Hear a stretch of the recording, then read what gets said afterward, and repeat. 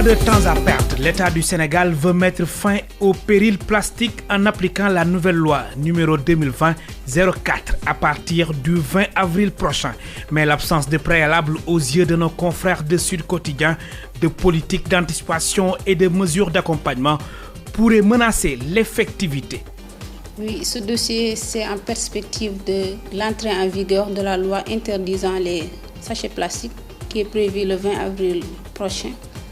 Et actuellement, il y a le ministre de l'Environnement et du Développement durable, M. Abdou Karim Sall, qui est en tournée dans les régions pour sensibiliser un peu les acteurs sur la loi. Mais il y a aussi certains acteurs qui sont dans le processus de vente et de fabrication de sachets plastiques qui disent qu'il faut un peu reporter la loi pour mieux se préparer. On est parti de là pour poser le débat.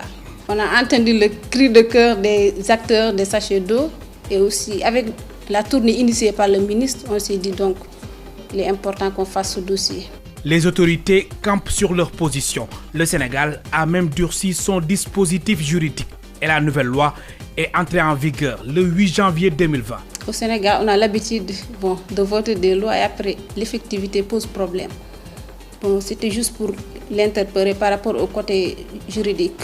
Selon lui, les lois sont faites pour être appliquées.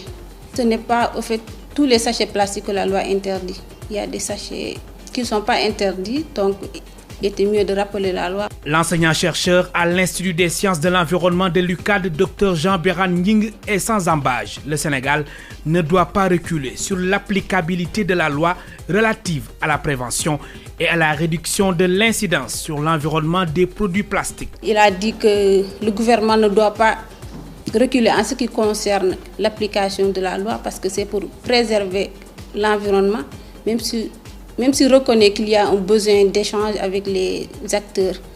Il a aussi demandé à l'État d'encadrer la substitution, c'est-à-dire les moyens qui vont remplacer les sachets plastiques. L'utilisation de plastique est véritablement ancrée dans le quotidien des Sénégalais. Certains espèrent trouver une alternative pour remplacer ainsi les sachets plastiques. Je ne sais pas si l'État est prêt ou bien il n'est pas prêt, mais en tout cas, il ne doit pas reculer sur l'application de cette loi parce que c'est d'abord pour la préservation de l'environnement.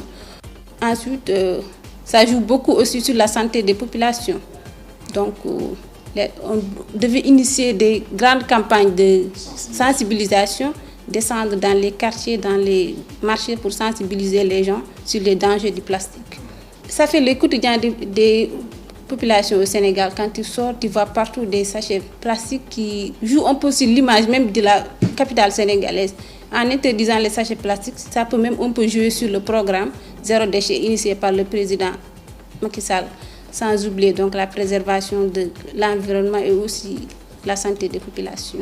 La loi portant interdiction des sachets plastiques entre en vigueur à partir du 20 avril prochain. Mais à quel degré en termes d'effectivité? Une équation jusque-là non résolue.